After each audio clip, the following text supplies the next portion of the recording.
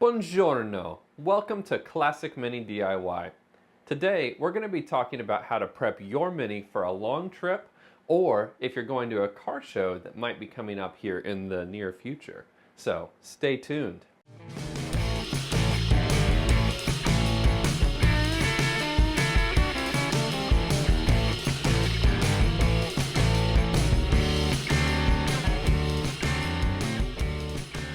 Alrighty, welcome to Classic Mini DIY, everybody. As you can see, I'm practicing my Italian. It is coming along great. I can say hello. So I'm pretty much fluent at this point. I mean, obviously, right?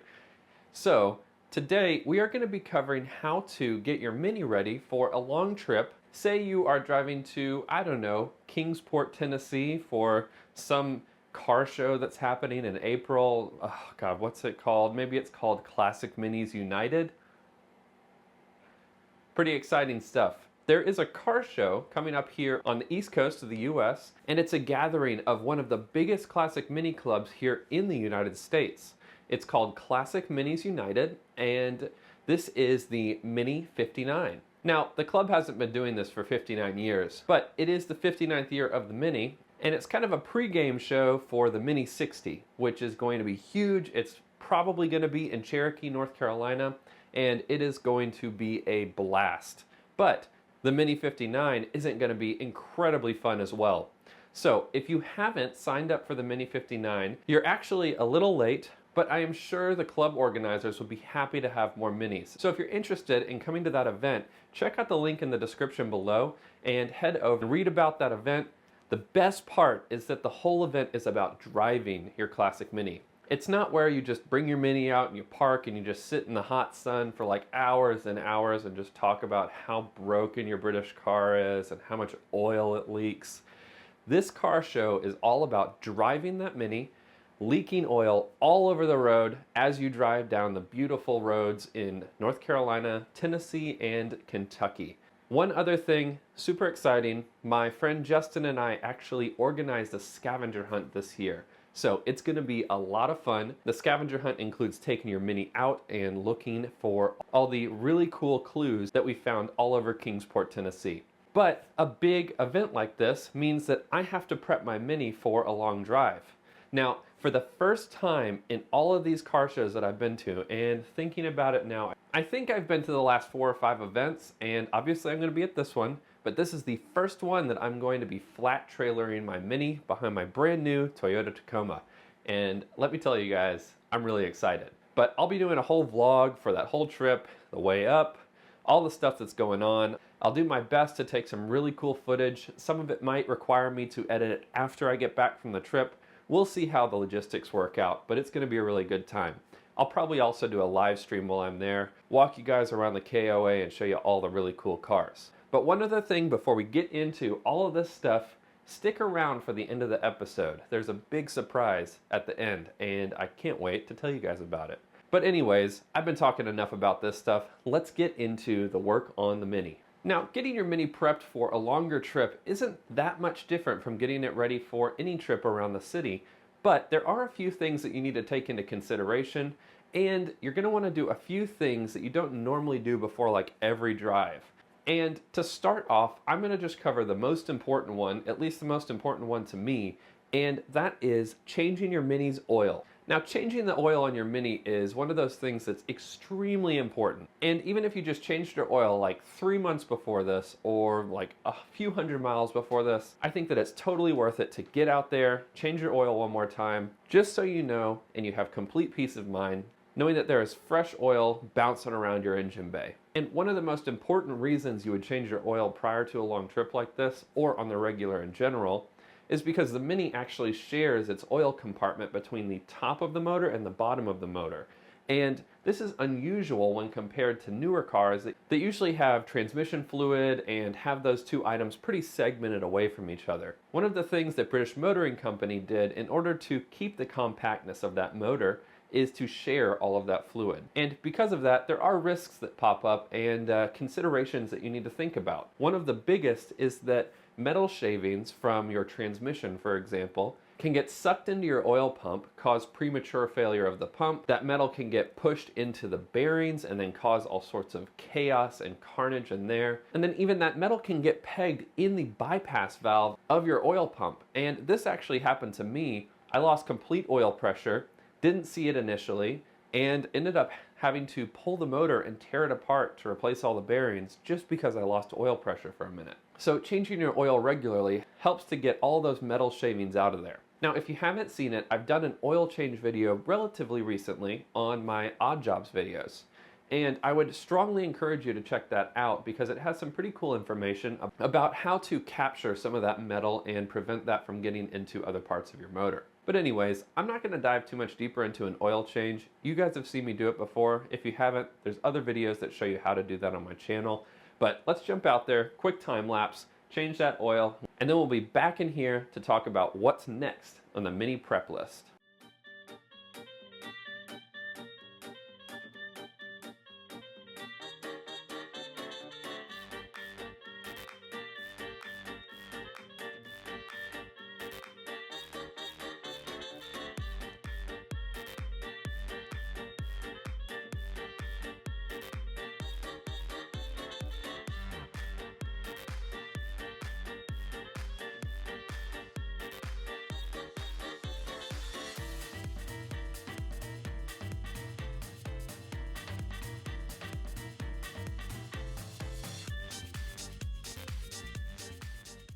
Now the next list of items is all relatively simple. It's general items that you're going to want to go over, and I usually start from the front of your car and just move back through all of the different ancillary items across your suspension, your engine, the whole kit and caboodle from front to back. But I'm going to call out a few key items that I think are important, but keep in mind that this is by no means a comprehensive list. It doesn't have every single thing I could possibly think of. And if you guys can think of good things to check on your Mini before a trip, post them in the comment section below. I'm definitely not all-knowing, and I am sure that I'm going to be forgetting something. So if you can think of something, please share it and help other people prepare their cars to come to this car show, hopefully, or any car show or a long trip that they're going to bring their Mini on. But after the oil change, you're going to want to move through and check the fluids all throughout your motor and your braking system and your cooling system. You're just going to want to run down, look in both master cylinders, check the radiator, make sure that they're topped off. If they're not topped off, with your coolant, for example, you can get a 50-50 diluted coolant from your Advanced Auto Parts or O'Reilly's or whatever automotive shop you guys go to in the UK. Or if you have a waterless coolant like I have, I'm going to keep this around. I've not had a leak since then. My coolant's looking good. But in the event that I do, I'll have this in the truck with me on my trip. And then things like your braking and clutch system, it's very important that those things are working before you get on the road, especially when you're going really far away from your house. After you've checked those fluids, it's time to do a bolt check. Now the bolt check is one of the easiest ways to prevent problems on your Mini as you're driving it down the road. Some of the worst problems that I've had on my car have been related to me not checking and making sure that bolts are tightened and doing that on the regular. Because I drive my car so frequently, things do vibrate, things do get loose, and you just want to check it. It's just part of the regular maintenance on something this old, and arguably a brand new car too. You just want to keep these things under lock and just check them over every once in a while. But on the Mini, the most important things that you're going to want to check are related to your suspension system, as well as your wheel bearings, as well as engine mounts and various other suspension parts across the back of the Mini. So to prevent this video from being too tedious, I'm not going to dive into every single bolt you need to look over, but the key items are checking your suspension system, making sure your control arms, your top arms, your pivot joints on your radius arms in the rear, everything is tight and tidy, everything's tightened to spec, nothing looks like it's loose or missing bolts. Check your engine mounts, your upper engine steady. The list can go on and on and on, but the big thing is that you're doing a thorough inspection of all of those nuts and bolts. Now, one thing I mentioned just a moment ago that I am going to dive into with a little bit of detail, and that is the wheel bearing. Now, your wheel bearings are extremely important. They allow your wheel to spin on the hub without causing excessive heat or wearing of your drive shaft. It's a wear point and a failure point in the event that your wheel has a problem. You can replace this wheel bearing without having to replace the whole hub and drive shaft system. So let's head back out to the car. I'll show you guys how to tell if your wheel bearing is starting to wear out or if it's gone bad. It's a pretty easy thing to check, so let's head back out there and I'll show you how. All right, so the easiest way to check to see if your wheel bearing is bad is to check a few things. One, when you spin your wheel, do you get a grinding noise? Now, there is going to be a dragging noise with your brakes, almost definitely, whether you have drums or discs. There's almost always a slight, faint dragging noise, and that's okay. So you'll probably be able to hear that. Let's see if I can get my mic close to it. I have no idea if you guys actually could hear that, but if you couldn't, it's just very, very faint. Now, after you've checked to see if there is a grinding, or if when you're driving you hear a grinding noise, you'll know that there might be a wheel bearing that's bad on your car. You just need to track that noise down to where it's coming from. The second way, and the way that I normally do this, is you check to see if there's any play in the wheel. Whether it goes like this, that type of play is not supposed to be in these wheels, and generally that's indicative of a wheel bearing starting to fade and starting to fail. So you can actually see my wheel actually has a little bit of movement here, which likely means that this wheel bearing is starting to fail. Now, minis are notorious for wheel bearings failing. Now, the play in this wheel on my car is not terrible. It's very, very faint.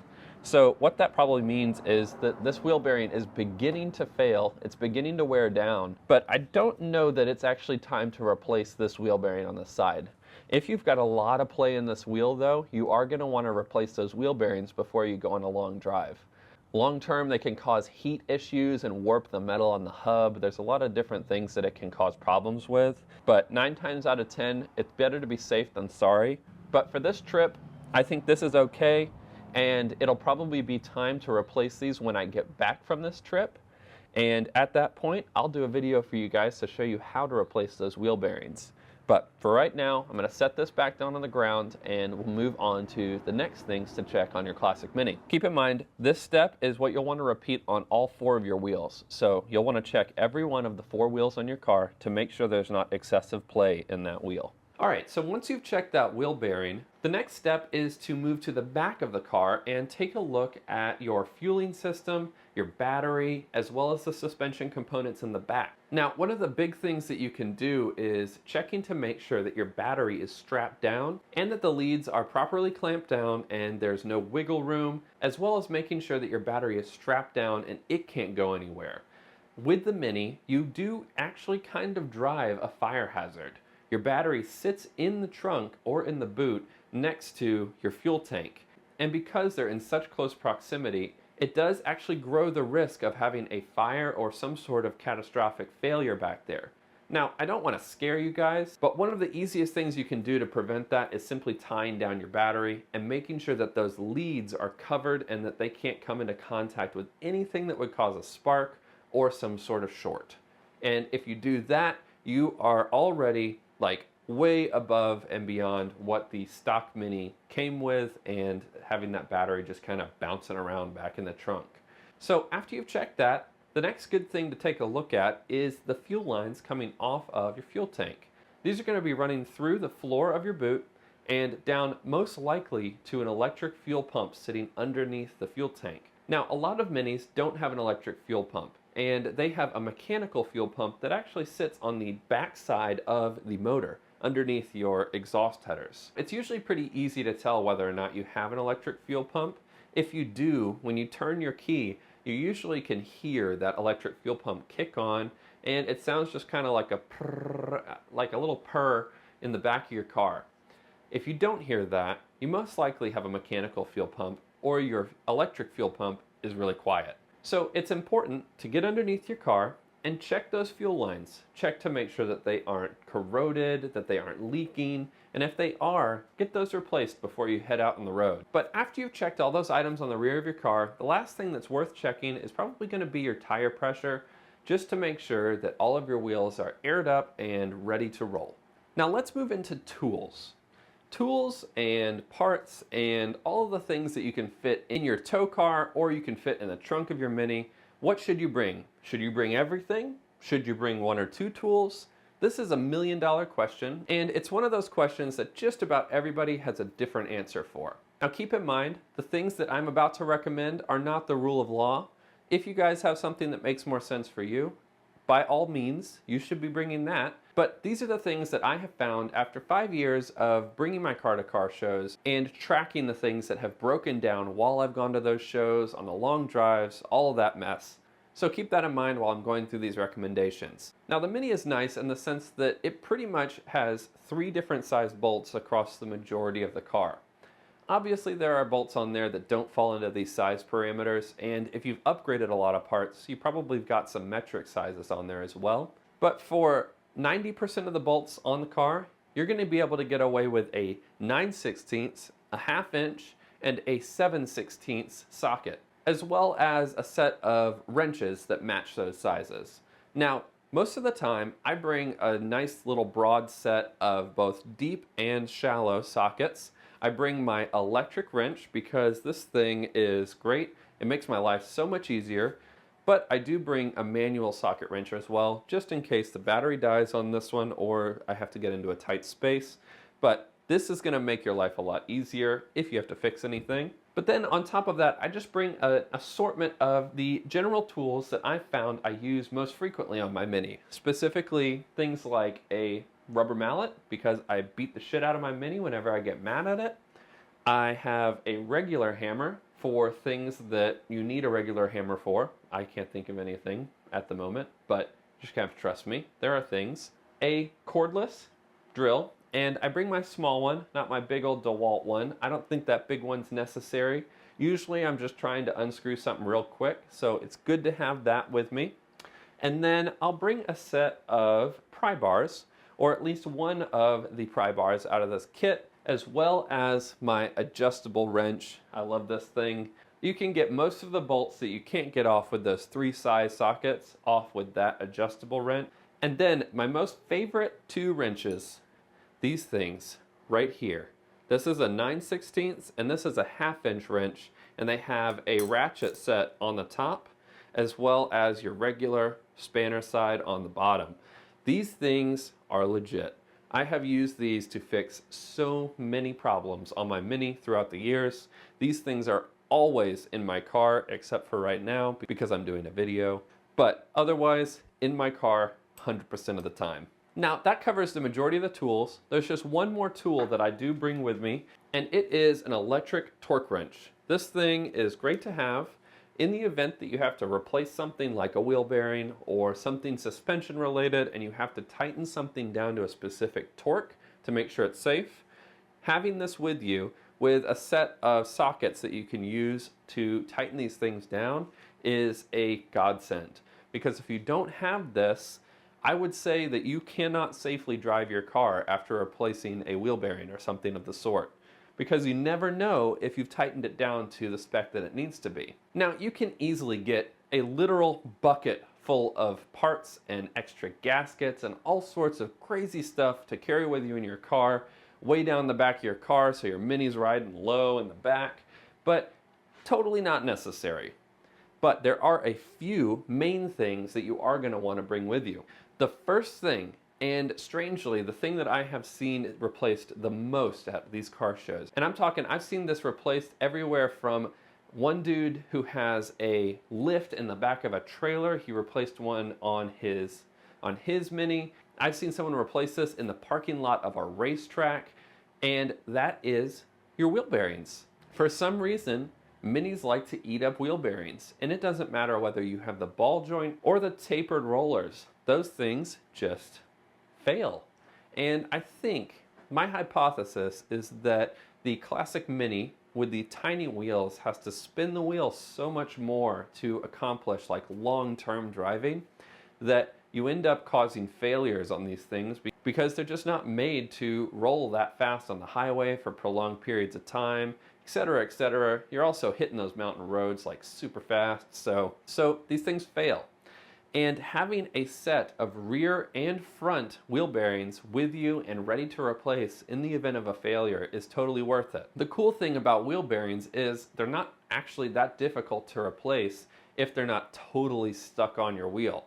Now you're going to need things like a wheel bearing puller to get one of those off, but you can always put that in your car and carry it along with you, or in the tow car, or however you're getting things there.